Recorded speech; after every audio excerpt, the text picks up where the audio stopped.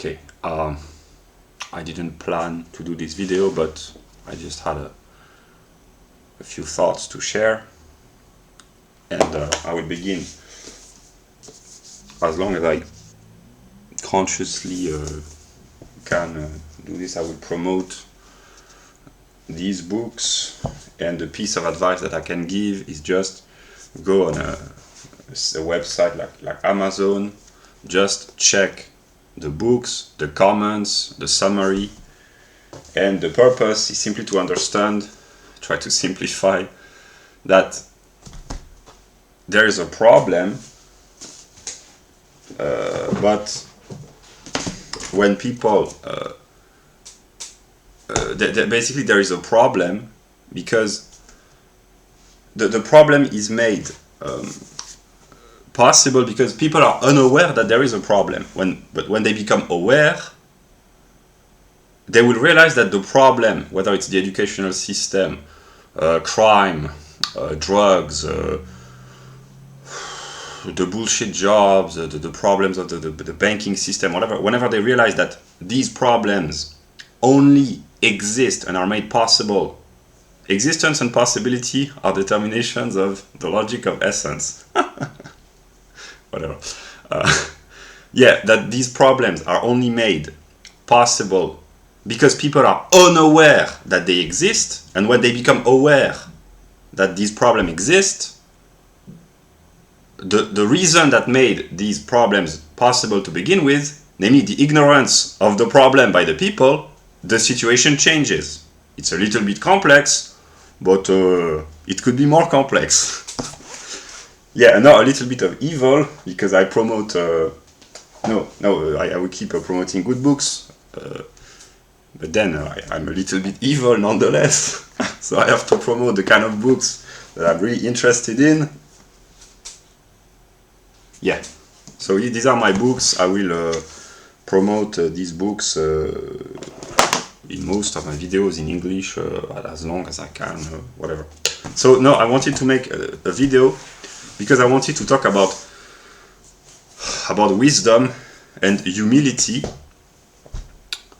and also to introduce a view of the totality. It's my new my new tool, my new intellectual weapon, one might say.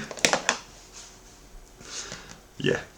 But first I will just briefly talk about personal experience and wisdom, and I understand that people are interested in wisdom, and I will talk about wisdom. I know myself to be very arrogant, but I am smart enough to understand that usually people who are arrogant, it's because they lack self-confidence. Paradoxically, people who feel the need to show off, it's because they lack confidence. So they overplay so the proper measure is just to be confident in one's own ability, and I tend to be arrogant because I lack confidence. Women, they don't like to hear this. When a man says, I lack confidence, the woman says, but if you say you like me and you lack confidence, you are not sure that I'm worth your investment. I'm starting to doubt myself because you doubt yourself. Maybe I should pick up another guy. Very funny, these women. No, seriously. It partly, this is how it works, but precisely, yeah. I would like to talk about wisdom. I know myself to be partly very arrogant, but I'm also intelligent enough to know that I have to become humble. No, humble, I've read Nietzsche. It's maybe there's already a little bit of scheming in humility, the people who claim to be humble. Maybe it's a little bit of scheming actually. No, but seriously, I have to be, in ordinary language, I have to become humble, or at least more balanced. I know this, but then it's one thing to know in abstract, and then there are the emotions, the human conditions, which makes me switch from one tendency to the other. But when I am in a stable mood and relatively calm, I will talk about the craftsman. And then I will illustrate by showing my table border, etc. But then I will just briefly talk. I have some sort of a disdain for the bureaucrats, not for the bureaucrats as such, as individuals, but for the system which produces bureaucracy. And I have been a bureaucrat for the very short amount of time that I've worked, and I wanted to be a bureaucrat because I wanted a boring job, but it was just an individual striving. But actually, on a societal, social scale, bureaucracy is just parasitism. So I have some sort of a disdain for the bureaucrats, not as individuals. They are not responsible. They have to work to feed their family, etc. But the job of the bureaucrats, the various layers, it's parasitical. It's meaningless. It's a bullshit job. In the grand scheme, they are really the bullshit jobs which really use that. But the bureaucracy as such, in a functioning society, if we use quantitative proportions, I don't know, 3% or 5% of the budget of the state, here it's not to be taken literally, but 5% aimed for bureaucracy, for civil servants. Really, in the sense that I am a libertarian, a classical, I mean, it has to be reduced to the minimum, the bureaucrats in the broadest sense. And I have spontaneously an attraction towards the craftsmen because they produce their own work. I do not play the card of the bureaucrats versus the craftsmen because the bureaucrats are kind of innocent, they are victim of a system, but the craftsmen, these are workers who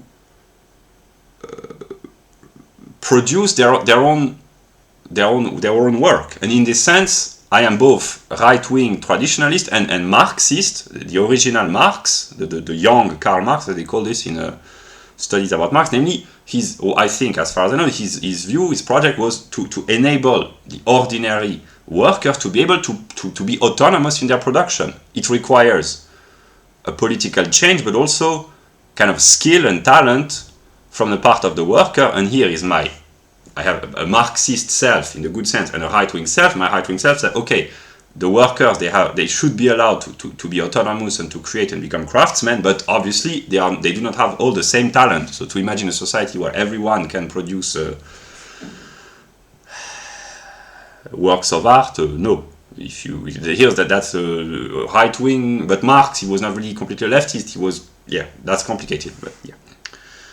And I thought about people selling their products on the market, not the market, the local place where goods and not goods and services, but goods are exchanged, vegetables, fruits, bread, local traditional markets, or handmade objects like jewelry and etc. If I speak honestly, I have a respect for the people who produce their own work, the farmers, the bakers, those who produce jewelry as craftsmen, not on an industrial scale, but those who really work, because they kind of produce their own work, and then they have to go on the market and to sell them and to advertise in a way, in one way or another, their own work, and they are autonomous in their production. So I kind of respect this. That's my Marxist self balanced with my right-wing self. Namely, in a functioning society, people should be encouraged to be craftsmen. And then there's the second level, in my view. Here it's not very rigorous because I am making moral judgments, which is not appropriate because maybe it should be, because economics and morality should be balanced with one another, whereas modern economics is completely disconnected from morality. So yeah, I'm not a moralist. I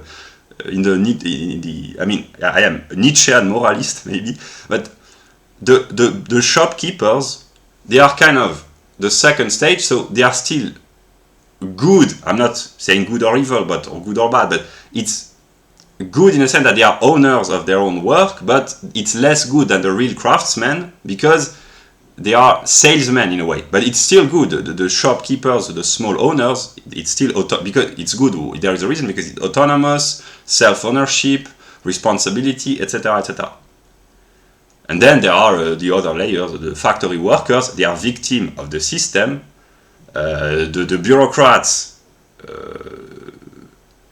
it's even worse in the sense that the bureaucrats, they are more intelligent than the factory workers, and the factory workers, they are useful when the industry doesn't produce garbage. They are garbage in the sense products which breaks down consciously. So the factory workers, they are good in their economic efficiency and utility for the whole of society, but it's bad, not them individually, but what they do is bad, not on an economic sense, but in a moral sense, it's stupid, it's repetitive, etc. But then the fourth layer, if we had to classify, would be the bureaucrats, and here it's really bad because it's not their fault, but they are useless. I mean, yeah, they are useful in a society which has become so overinflated with parasitism on a bureaucratic scale, if it makes sense. So yeah, they are really bad, not as individual agents, but as both as economic agents. They are not really useful.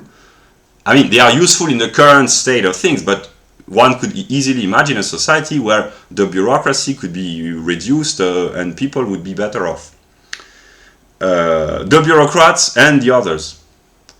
Because just an illustration, you bring the welfare state, it creates unemployment, dependency, then to counterbalance you have to have social workers, psychologists, so you artificially create jobs. You remove the welfare state, you don't need psychologists, you don't need social workers, you bring back the traditional family, these women, they go back where they belong. Quick, American common sense, where are you? Where are you? Ah, here.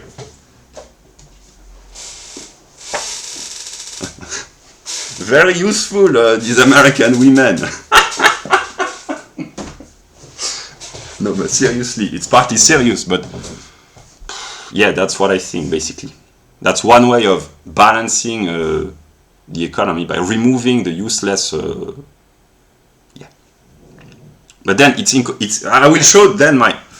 Okay, it's 12 minutes. I will show my table board when I just finish. So yeah, because the interconnectedness of morality, sociology, economics, precisely because in order to bring about such a change, I don't know if it's possible, or maybe it's too late, but maybe it's just a delusion, but there has to be a change in morality. It's not just an economic change, but for the people to get rid of the bureaucracy, there has to be a moral change, not on a personal, but also on a collective level, namely to remember that there has to be some... traditional roles, one might say, economic, in the family life, etc., etc. And yeah, I just wanted to say, yeah, I about arrogance and humility. I know on an abstract level that if, that comes from Zizek, but I know it's partly true, if I could hear the story of anyone, if they could speak to me about their story, the hardships that they have had to endure, I would understand them and I would love them. I really would, because here it's not a hypocrisy. It's philosophically rigorously backed up by Spinoza, Hegel, probably others as well. But yeah, but the problem and the tragedy of the human condition and the divine condition maybe is that I do not have the time, as of now, at least in this mode of being, to listen to the story of everyone. But I'm sure that if they told me their story, I would love them. Anyone, the immigrants from wherever, the poor peasants, precisely the poor peasants, but even the criminals of whatever country in jail, even the negative elements of a society.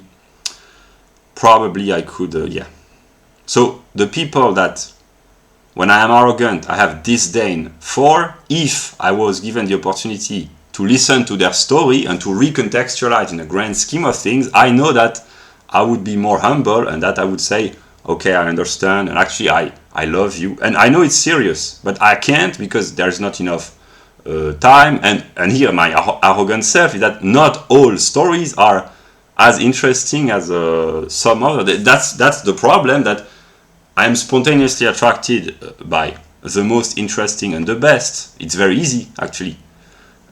I spent 6 years of my life, more or less, studying the life of America and the West, and that's the most interesting on an intellectual level. I could study the intellectual life of any Asian or African country that would, or Southern American, which I had partly have, but very indirectly, but very vaguely.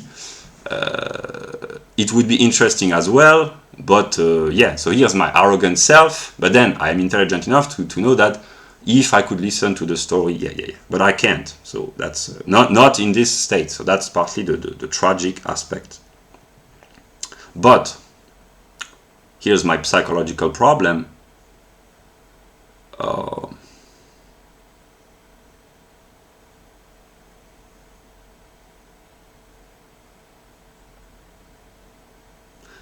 I don't like the idea that if others, or if God, I know that God does eventually at some point, that if God or other, if they knew all about me, maybe they would love me.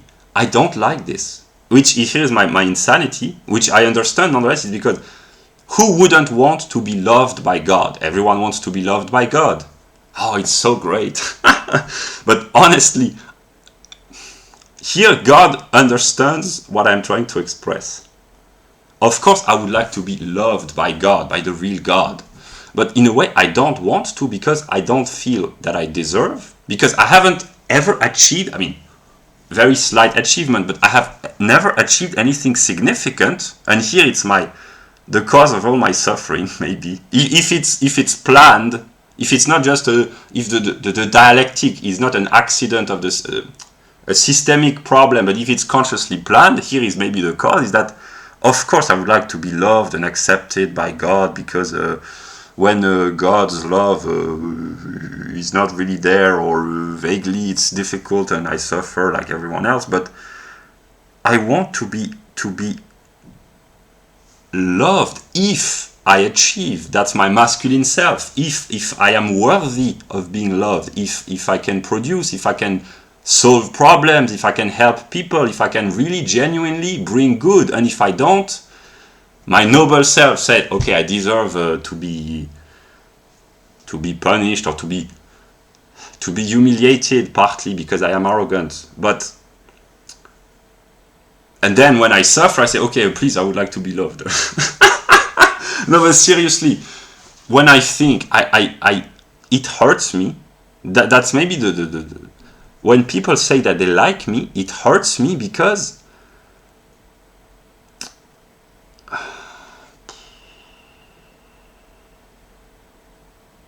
if I have to identify with the totality, there are countless problems within the totality.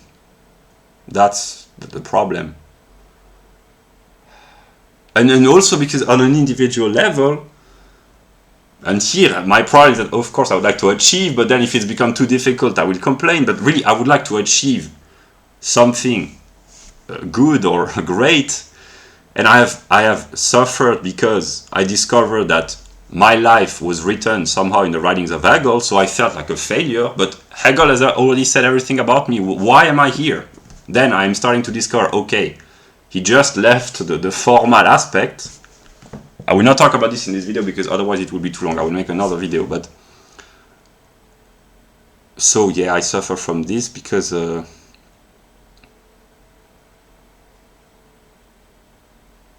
that's maybe the topic. I will name the video aristocratic mindset. I would like to have an aristocratic mindset, but am I strong enough to carry the burden partly of this? Namely, I would like to say, okay, I would like to. That's why I love the Anglo-Saxons when I'm saying, because they criticize God, and in a sense I love them because they criticize God, not because I identify as the enemy of God, but if I identify as God, I would like to be criticized. And yeah, that's what I wanted to say. When people say broadly, basically, that's not how they formulate formally, but when they say, oh, we like you, or whatever, positive.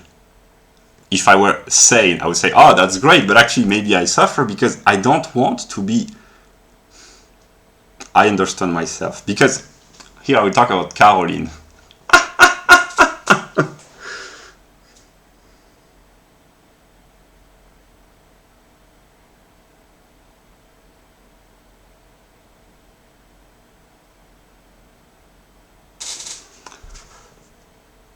I know it's partly the truth, but when I receive negative remarks by intelligent women with a strong personality, who are confident, who are... there's a little fight in you. I like that. Here I'm in a mood to be funny. It can be maybe a more... yeah, I enjoy it in a way.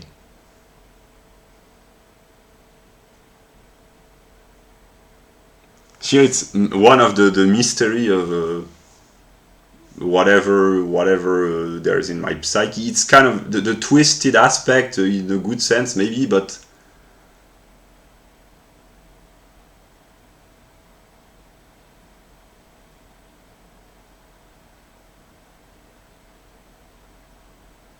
I enjoy being... at this moment it might change, but I enjoy more receiving negative criticism from intelligent, free-spirited women, as I call this, European women in the mindset, and also anthropologically, but I kind of enjoy this because it forces me to improve, to question myself.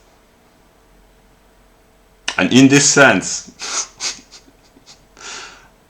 I have always enjoyed demanding women because they force me to upgrade and to become better.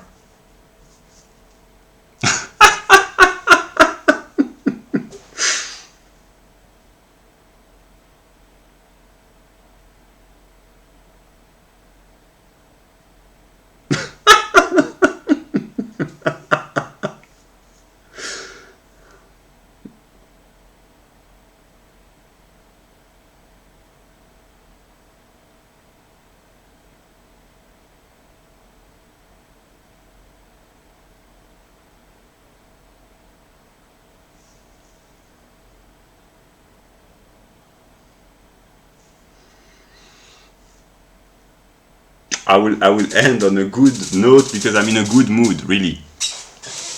Mysteries of Love by Badalamenti, Angelo. I will put the link.